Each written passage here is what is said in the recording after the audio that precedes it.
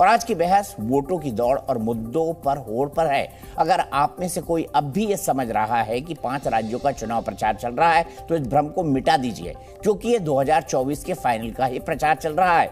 राज्यों के रण में सारे मुद्दे ट्रायल बेसिस पर आजमाए जा रहे हैं। जो मुद्दा फिट बैठेगा यानी मारक साबित होगा, उसी को पार्टियां आगे फॉलो करेंगी और 24 में उस पर और कंटेंट लेकर आएंगी। प्रचार में आज भी नया टॉपिक जुड़ा है।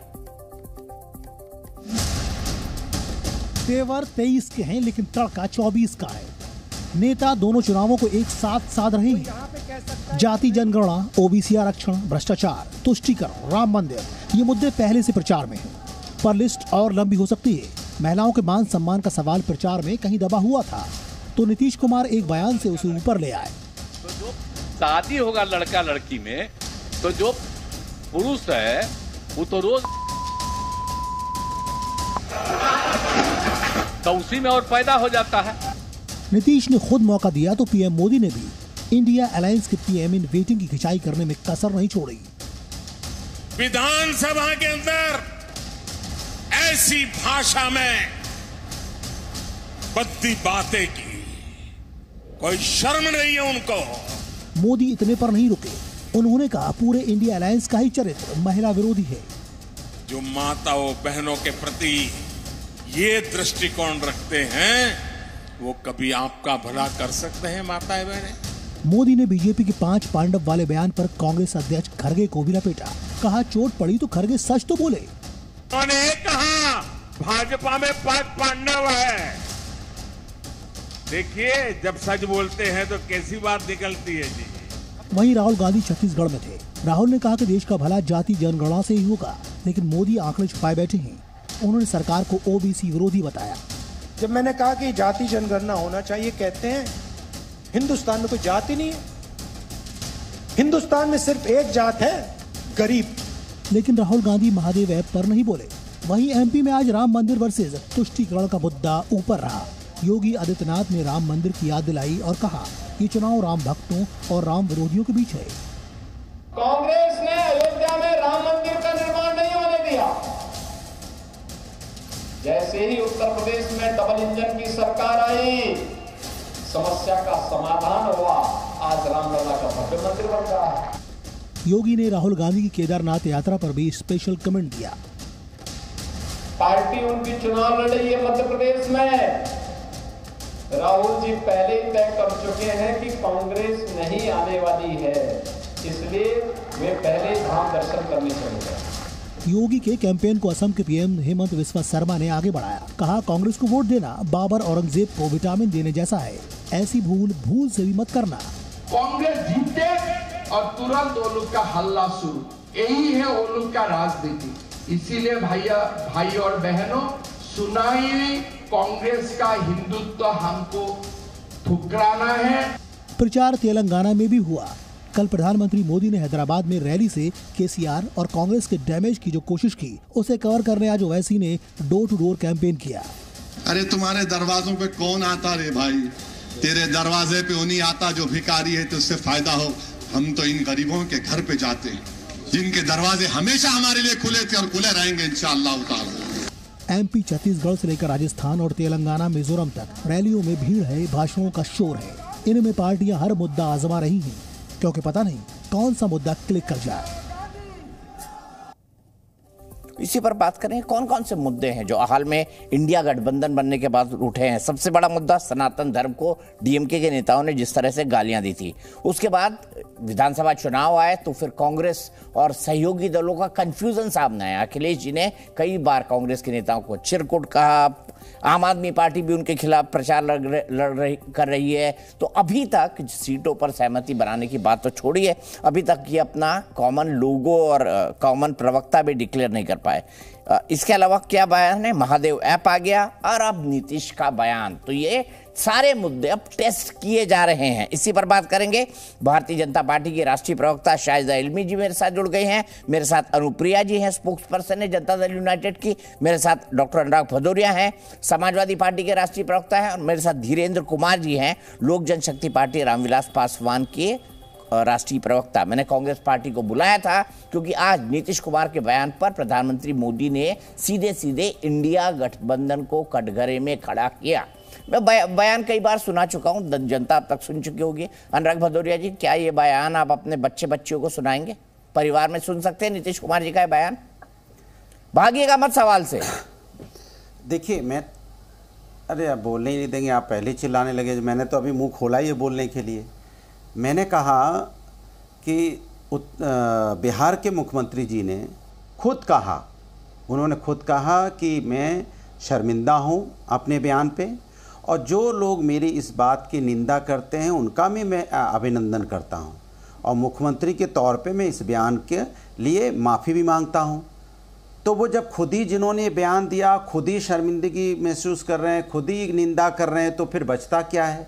एक बात। दूसरी बात, मैं तो ये भी कहूँगा, मैं किसी को बचाने की बात नहीं कर रहा हूँ, मैं तो कहूँगा कि ये जो महिलाओं के प्रति भाषा जब से भारतीय जनता पार्टी की सरकार 2014 से आई है, तो आप उठा के पीछे के भी देख लीजिए ना, लगातार जो बयानबाजी होती है। जिस तरह से हम तो आपने देखा होगा मणिपुर में जिस तरह से बेटियों के साथ अन्याय हुआ, आज भी मैं अन्याय बोलता हूँ। मैंने कभी नहीं बोला उनके साथ क्या हुआ, क्योंकि वो मेरी जीभ कपती, मैं बोल नहीं सकता। लेकिन तो नीतीश कुमार जी की जीभ नहीं कांपी? भी कुछ नहीं कहा। अरे मेरी बोले, आप मुझे बोलने ही नहीं देंगे यार। दिक्कत तो ये है कि आप मुझे बोले, मैं अपनी बात कह लूं, फिर आप सवाल पूछ लीजिएगा ना। मैं तो अभी भाग रहा हूं, कहीं भागते हैं। मैंने कहा कि महिलाओं, अरे बोलने दीजिए ना मुझे, अरे कम से कम 1 मिनट बोलने दीजिए, फिर सवाल दागिएगा। काउंटर लगा दीजिए, 90 सेकंड का दीजिए।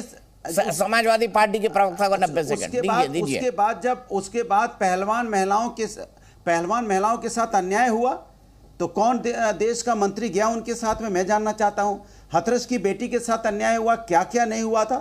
क्या उन्नाव की बेटी के साथ क्या क्या नहीं हुआ, और किस तरह की घटना हुई, किस तरह से अंकिता कांड हुआ, और किस तरह से बयानबाजी हुई है पार्लियामेंट के अंदर भी हुई है महिलाओं के प्रति। मैं उस पर नहीं जाना चाहता। क्यों?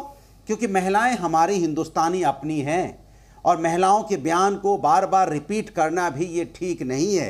ये भी अपमान में आता है कि हम अगर बीजेपी के लोगों की बात करने लग जाएं या दूसरे दलों की बात करने लग जाएं। लेकिन जो आप बिहार की बात कर रहे हो, उन्होंने अपनी माफ़ी मांगी है। उन्होंने खुद बोला है कि मैं शर्मिंदा हूं, खुद बोल रहा मैं निंदा करता हूं, खुद ही सब कुछ कह दिया।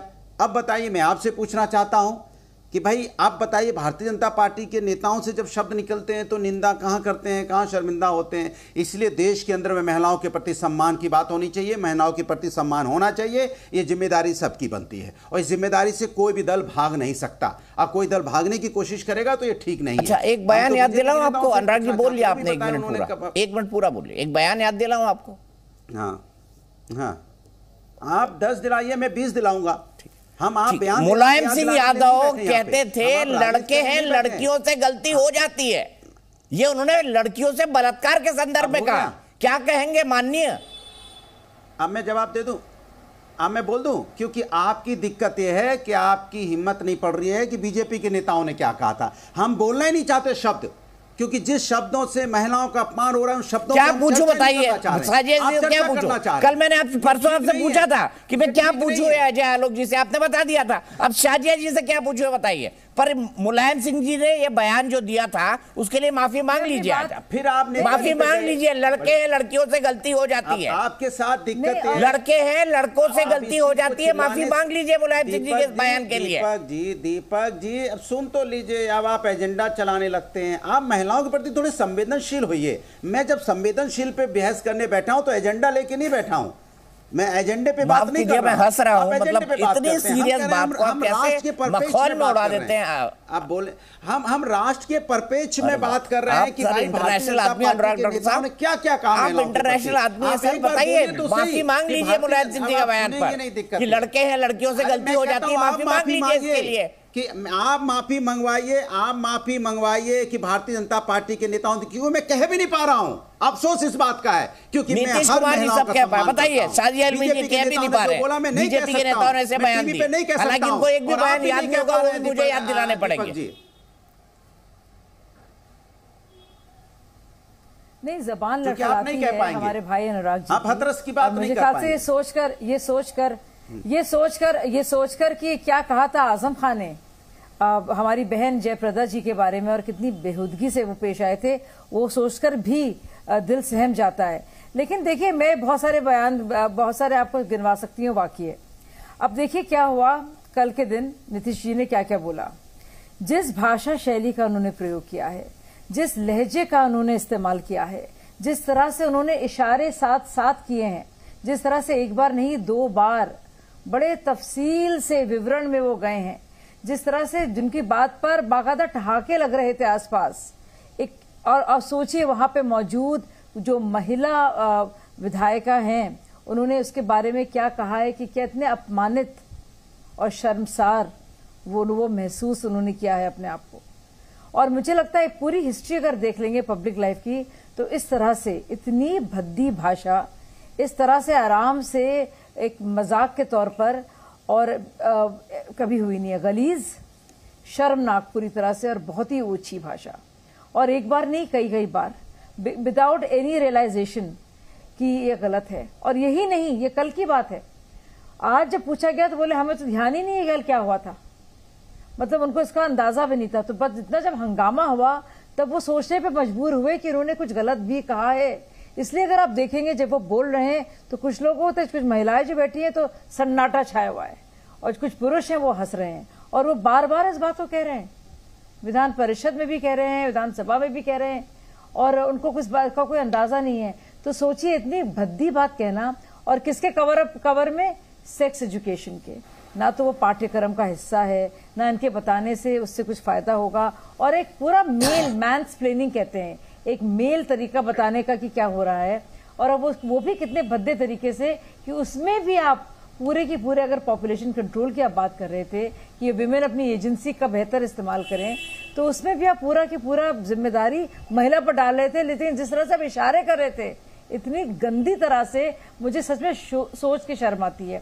और मैं बहुत आसान है, देखिए ये बात करना, वो बात करना। ठीक है, मैं यहाँ से आगे बढ़ता हूँ, अनुप्रिया जी जेडीयू से मेरे साथ है। थोड़ा छोटा छोटा बोलते हैं हम, छोटा ताकि हम सभी को एकोमोडेट कर सके। अनुप्रिया जेडीयू से मेरे साथ हैं। अनुप्रिया जी, मेरा पहला और बड़ा सीधा सवाल है कि क्या आप अपने बच्चों के साथ, आप अपनी बेटियों के साथ या परिवार के साथ नीतीश कुमार के कल के विधानसभा और विधान परिषद के बयान को सुन सकती हैं? दीपक जी, आपने जब चर्चा शुरू किया, आपने अपने रिपोर्ट में कई बातें कही, और अभी साजिया इल्मी जी भी कह रही थी। मैं थोड़ा आपके रिपोर्ट्स को भी मैं ध्यान में जनता के सामने रखना चाहूंगी।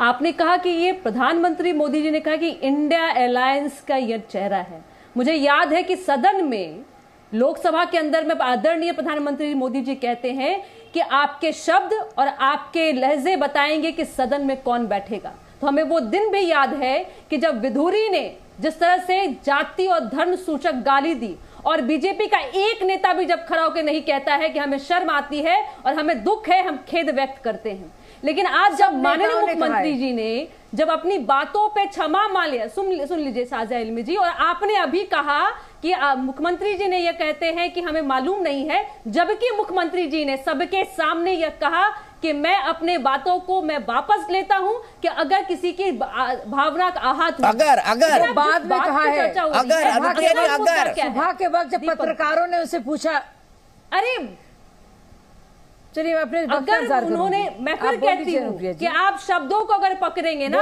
उसके बाद मैं बोल लेती हूँ साझा से, वही मैं कहती हूँ कि इतनी शिष्टाचार तो हम लोग सीख ही लिए हैं कि भाई डिबेट में हम लोग पहले सुन ले, उसके बाद में प्रतिक्रिया करें।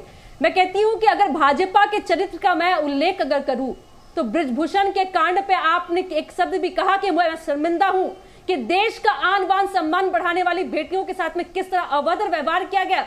लेकिन आपके प्रधानमंत्री, मैं फिर कहूंगी आपके प्रधानमंत्री, क्योंकि जब वो देश के बीच में प्रधानमंत्री के रूप में नहीं, भाजपा के प्रचार मंत्री के रूप में आपका नहीं है, तो उनको नैतिक अनैतिक याद आता है। सुन लीजिए, वो नैतिक और अनैतिक, सुन तो लीजिए ना, सुनिए ना साझा इल्मी जी, मैं आपके सवालों का जवाब दूंगी, लेकिन बांग्लादेश की है। आप जब प्रधानमंत्री जी, देश की जनता ने उनको प्रधानमंत्री के रूप में चुना था, ना कि भाजपा के प्रचार मंत्री के रूप में, लेकिन उनकी प्रतिबद्धता सिर्फ तब होती है बोलने की कि जब वह भाजपा की रैली में होते हैं और भाजपा के प्रचार मंत्री के रूप में बोलते हैं कि इंडिया अलायंस के अंदर में क्या हो रहा है। लेकिन जब उनके आंख के नीचे, उनके कान के नीचे में जब उनके सांसद देश की बेटी का मान और सम्मान जब लूट रहे होते हैं तो उनके मुंह से एक शब्द नहीं निकलता है। विपक्ष उनको बुलाता है सदन में कि आप आइए और बोलिए। जब मणिपुर की घटना होती है तब आप चुप रहते हैं, तो शर्म उस समय आपको आनी चाहिए थी, तब शर्म आप हमको दिखाते। अच्छा अनुप्रिया जी, एक सवाल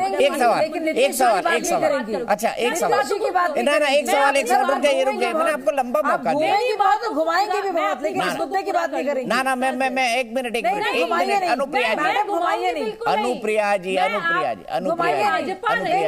एक मिनट। मणिपुर में बीजेपी ने किया, इनके सांसद ब्रजभूषण शरण सिंह ने महिलाओं का अपमान किया। मैं दोनों चीजों की मैं अपने व्यक्तिगत तौर पे मैंने उससे बहुत बात की है, मैं उसको बिल्कुल कठोर शब्दों में निंदा करता हूं। लेकिन सुनिए, एक बात सुनिए अनुप्रिया जी, क्या ये नीतीश कुमार को इस वल्गर भाषा के इस्तेमाल करने की इजाजत देता है क्योंकि बीजेपी ने ऐसा किया? और क्या आप अपने बच्चों के साथ उनका ये बयान सुनेंगे? सिर्फ हाँ या ना बता दीजिए। बिल्कुल नहीं दीपक जी, बिल्कुल नहीं सुनेंगे, यही कहा ना आपने। हम अपनी बातों पे शर्मिंदा नहीं होते, हमने माफी नहीं मांगी होती, हमने माफी अरे भाई शर्मिंदा होने की जरूरत ही क्यों पड़ी, मुझे बताइए ना। माननीय मुख्यमंत्री जी, शर्मिंदा हो, एक मुख्यमंत्री हाउस में बोले उसके बाद शर्मिंदा हो, इसकी जरूरत क्यों पड़ी अनुप्रिया जी, बताइए ना। भाजपा दीपक जी अगर मुझे आपने आमंत्रण किया है तो मेरी बातों को भी सुन लीजिए। मेरे सवाल का जवाब भी दीजिए ना अनुप्रिया जी। कि जाति जनगणना के आधार पर मैं आपके सवालों को जवाब देने के लिए बैठी हूं दीपक जी। यहाँ पे जाति गणना के आधारित जो रिपोर्ट कल बिहार में पब्लिश हुए हैं, सामाजिक और आर्थिक, जिस तरह से आरक्षण में बदलाव की बात माननीय मुख्यमंत्री जी ने कहा है, यह भाजपा के लिए एक बड़ी चुनौती है। और भाजपा विपक्ष जिस तरह से यहाँ बिहार में है, वो समझ नहीं पा रहे कि हम करें तो करें क्या, क्योंकि उनकी जो समस्या है कि देख के नजर आती है, उनकी जो दोहरी चरित्र है। अनुप्रिया जी बोल लिया आपने 2 ढाई 3 मिनट आपने एक ही सवाल का जवाब दिया।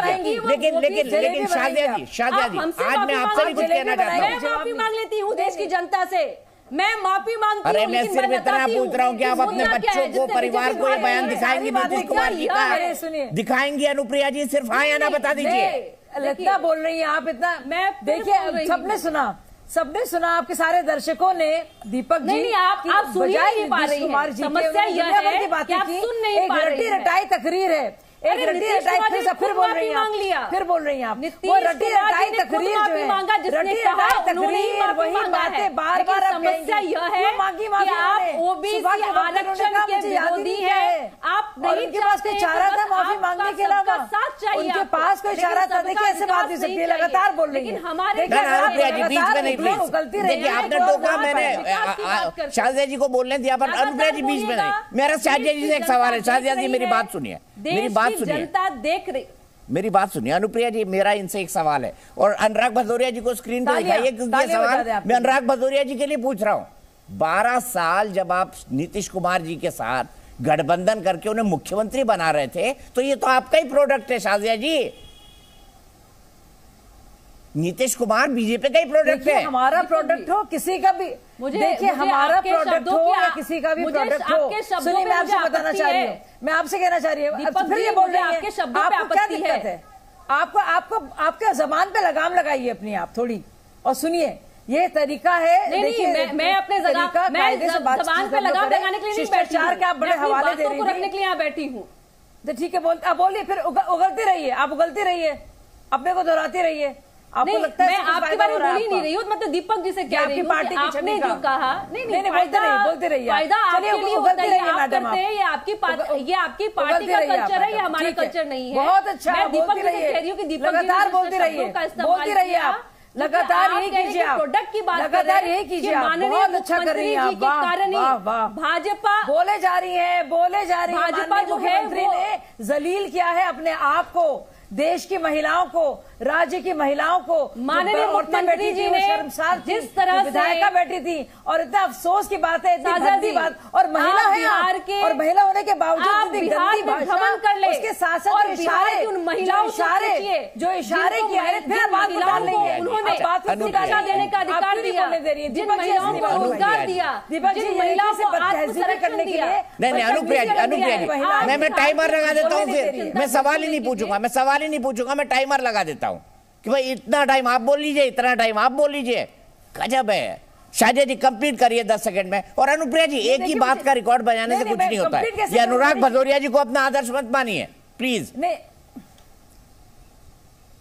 मैं 20 सेकंड बोलना चाहूंगी लगातार मुझे पता है इतनी उत्तेजित है, ये इतनी उत्तेजित है, फिर से वही इतनी उत्तेजित और परेशान हाल ये है कि मौजू के अलावा घुमा रही हैं और खुद घूम रही हैं, लेकिन वहां खड़े होकर बता नहीं पा रही है जो कुछ हुआ है कल, एक बार नहीं 2 बार। मैं आपको आईना दिखा रही हूं। पत्रकारों ने जब बिहार की चिंता फिर न करें, बिहार में अगर माननीय मुख्यमंत्री जी हैं किस तरह का ये बिहार की आधी आबादी ने उन्हें मौका दिया। लगातार बोले जा रही हैं, आप लगातार बोले जा रही हैं, आप घुमा रही हैं। महिला आरक्षण बिल के नाम पे जिस तरह से आपने परेड किया है देश के सामने में, एक तरफ आप कहते हैं ओबीसी है, देखिए आप शिष्टाचार की बात कर रही थी, कलम से ओबीसी शर्म आती है, लेकिन शर्म आती है महिला होने के बावजूद जिस तरह से आप बिहेव कर रही हैं, जहां आरक्षण की बात होती है, इस तरह की गुंडागर्दी टीवी चैनलों में पहले नहीं देखी है। ये आप मेरे ख्याल से आपका डीएनए बता रहा है कि आप कैसी घटना पे आप देखिए कैसे देश बदनाम नहीं हुआ था। दीपक जी इस तरह से भाषा का मैं इस्तेमाल ना तो कर सकती हूँ ना, एक मिनट अनुप्रिया जी उस समय देश संभव नहीं हुआ था, मेरे लिए संभव नहीं है। आप ना करें। अनुप्रिया जी मेरे एक सवाल का जवाब दे दीजिए, मेरा पूरा काम हो जाएगा। है कि हमने क्या किया है, मेरे एक सवाल का जवाब दे दीजिए। वो देंगी नहीं, दोगे नहीं, इतनी परेशान है, बोलिए ना इतनी परेशान है मैडम। क्या आप नीतीश कुमार के कल 2 बार दिए विधानसभा और विधान परिषद के बयान को अपने बच्चों और परिवार के साथ देख सकती हैं? मैं फिर पूछती हूँ आपसे, मुझसे क्यों पूछ रहे हैं भाई, मैं कौन हूँ? जवाब सुन लीजिए, जवाब नहीं, आप भारत में रहते हैं, जवाब नहीं, आप भारत में रहते हैं, आपने कल ज्यादा भाषा का हमारे पास जवाब भी है, हमारे पास सवाल भी है। सवाल यह है कि क्या जवाब है, जवाब नहीं होता आरक्षण में जिस तरह से बदलाव की बात, अरे इसमें ओबीसी का आरक्षण कहाँ से आ गया भाई? अरे इसमें ओबीसी का आरक्षण, ठीक है शाहजहा जी आप दोनों को मैं रोक देता हूँ, मैं धीरेन्द्र कुमार जी के पास चलता हूँ। धीरेन्द्र कुमार जी बिहार से ही आते हैं, मेरे ख्याल से जानते भी होंगे नीतीश कुमार जी को, मुझे पता है। शाहजहा जी मैं आऊंगा इसके तुरंत बाद। धीरेन्द्र कुमार जी बताइए हुआ क्या आज? दीपक जी पूरे बिहार नहीं, ये शर्मसार है, और सिर्फ आधी आबादी की बात मैं नहीं कर रहा हूं, ये पुरुष जाति शर्मसार है। पुरुषों को, एक आदमी को संवेदना मिली थी, कोई जानवर नहीं है। जिस तरह की भाषा का प्रयोग विधानसभा में हुआ है, यही नीतीश कुमार जी को लोग कहते थे कि सुशासन बाबू अपना नाम करवाए थे। शासन की विधानसभा तो नहीं लग रही थी, मुझे पूरे तौर पे ये दुशासन की सभा लग रही थी। तो पीछे बैठ के हंस रहे थे, उन लोगों का भी इस्तीफा क्यों नहीं होना चाहिए थे? उन लोगों को भी माफी मांगनी चाहिए जो पुरुष सदस्य वहां पे बैठ के हंस रहे थे और इस शर्मसार करने वाली बात को आदरणीय मुख्यमंत्री जी इस तरह से कह रहे थे। आपने कहा न इसको अपने बच्चों के साथ कोई सुन सकता है, न इस बात को ऑन स्क्रीन कोई कह सकता है, और न ये कहने की चीज है, और न इतनी बड़ी बात नीतीश कुमार ने कही है कि जिससे कोई नई चीज आ गई हो। आज उनको बचाने के लिए उसके प्रवक्ता को देख रहे हैं, उनके पार्टी को। धीरेन्द्र कुमार जी आपके ऑडियो में कुछ प्रॉब्लम है, आपके ऑडियो में कुछ प्रॉब्लम है, आपकी आधी आवाज आ रही है, आधी आवाज जा रही है, मेरे दर्शक भाग जाएगा। अनुप्रिया जी मैं हाँ अच्छा, मुझे जवाब दीजिए कि क्या आप अपने परिवार को ये बयान दिखा सकती हैं? उसके बाद प्लीज साजिया जी बोलेंगी, बीच में मत बोलिएगा प्लीज। दीपक जी, कल माननीय मुख्यमंत्री जी के बयान को आपने ही नहीं, पूरे बिहार ने नहीं, पूरे देश ने सुना, और फिर जिसके भी मैं फिर कहती हूँ कि उन्होंने आज माफी भी मांगा, वो भी देश से। अरे आप अपने बच्चों को सुना सकती है क्या उनका ये बयान? परिवार के साथ सुन सकती है उनके विधानसभा विधान परिषद के बयान? हाँ या ना में जवाब दीजिए ना, सुन सकती है कि नहीं सुन सकती है? आप भारत में रहते हैं, भारत में जितने भी मूवी आप प्रकाशित होती है, आप मूवी देख सकते हैं सबके साथ में।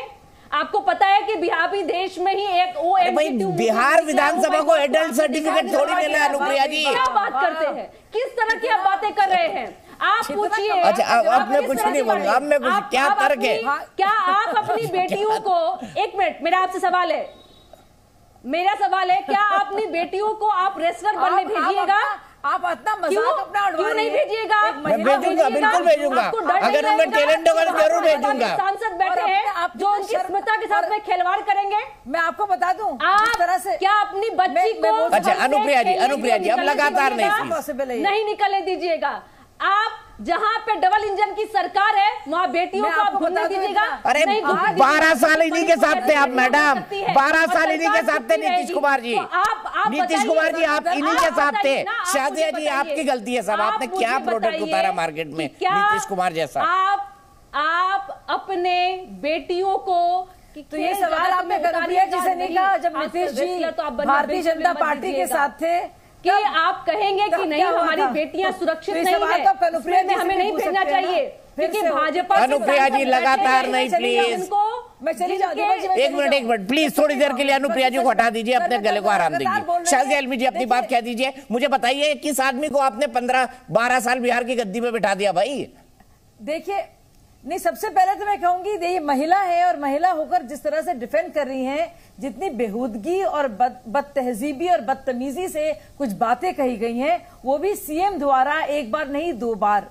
और यही नहीं, उसके साथ साथ इशारों के साथ बहुत ही गलीज जबान में बात कही गई और लोग ठहाके लगा रहे हैं। कुछ लोग सन्नाटे में हैं, कुछ औरतें हैं जो शर्मसार होकर अपनी नजरें झुकाई हैं। और ये महिला यहाँ पे बैठकर अपने ही परिवार को शर्मसार करेंगे। इनके घर वाले कहेंगे तुम क्या डिफेंड कर रही थी आज जाकर? कम से कम आज के दिन तो माफी मांग लेती है एक बार फिर से, जो नीतीश जी को मजबूरन मांगनी पड़ी क्योंकि इतना हाहाकार मचा। उनको इस बात की जरा सा भी एहसास नहीं था कि उन्होंने क्या किया। और मैं सुन रही थी निवेदिता जी को, जो वहां के एमएलए हैं, वो बता रही थी कि उन्होंने उनको इतना शर्म महसूस हुई है, वो झेप रही थी, नजरें नहीं मिला पा रही थी। और आज मैं बताती हूँ, कुछ पुरुष पत्रकारों से मेरी बात हो रही थी कल। मैंने क्योंकि पोल्यूशन की स्टोरी को फॉलो किया था, इसकी तफसील से मुझे जानकारी नहीं थी।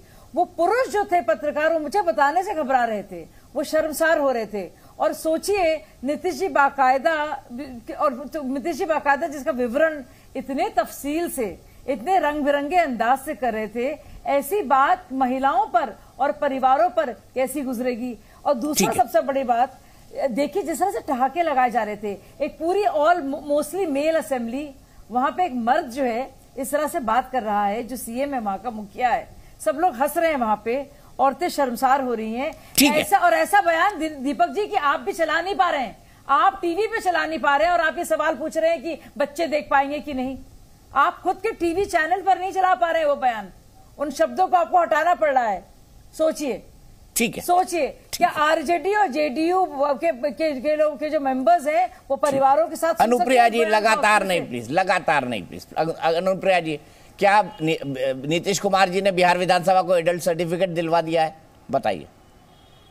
आप कह रही है ना मूवी क्या सबके साथ देख सकते हैं, मतलब एडल्ट सर्टिफिकेट मिल गया बिहार विधानसभा को, बताइए।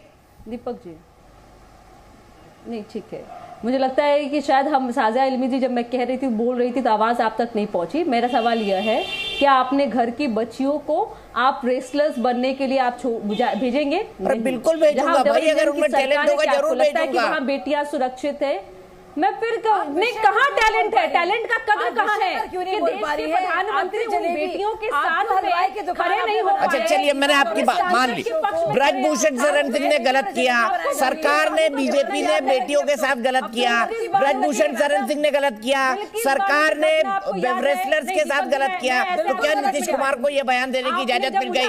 क्या नीतीश कुमार को यह बयान देने की इजाजत मिल गई इससे? साजिया इल्मी जी को रोकिए, मैं बोल रही हूँ, मेरी बातों को सुनेंगे, उसके बाद में चर्चा में शामिल होंगी। साजिया जी थोड़ा धैर्य रख लीजिए, अगर आप मुझसे आपके कान बज रहे हैं, तो आप भी धैर्य रखिए। आपके कान बज रहे हैं। नहीं, धैर्य की बात आप करेंगे। कान बिल्कुल सही है मैडम। आप इतनी उत्तेजित, बिल्कुल उत्तेजित हो गई हैं और इतनी परेशान हैं, आप बौखला गई हैं अपने बदतमीजी के बयान से, याद है जिसमें सिर्फ बेहूदगी है। किस तरह से आपने उनके साथ प्रचार किए गए, लोगों का स्वागत किया था, इशारों के साथ, माला पहना के डिफेंड नहीं कर पा रही 15 अगस्त के दिन आप उसे किसी तरह से उसका बचाव नहीं कर पा रही हैं। उस दिन मैडम खाया था कि आप सवाल का, ठीक है, मैं आगे इस बहस से आगे निकल रहा हूँ। ये अनएंडिंग है और अनुप्रिया जी कोई नई बात नहीं बोल रही, कोई नई बात नहीं बोल रही है, ये अनएंडिंग है। सो मैं ठीक है, मैं अनुराग भदौरिया जी को भी लेता हूँ। अनुराग भदौरिया जी, पहले सनातन का मुद्दा, फिर महादेव भ्रष्टाचार है, फिर अखिलेश यादव का चिरकुट विरकुट, फिर अब नीतीश जी का बयान। अब ये इंडिया है, क्या हो रहा है सर? ये अनुराग डॉक्टर साहब कुछ ज्ञान दीजिए, कुछ इंजेक्शन वगैरह लगाइए, विटामिन लिखवाइए।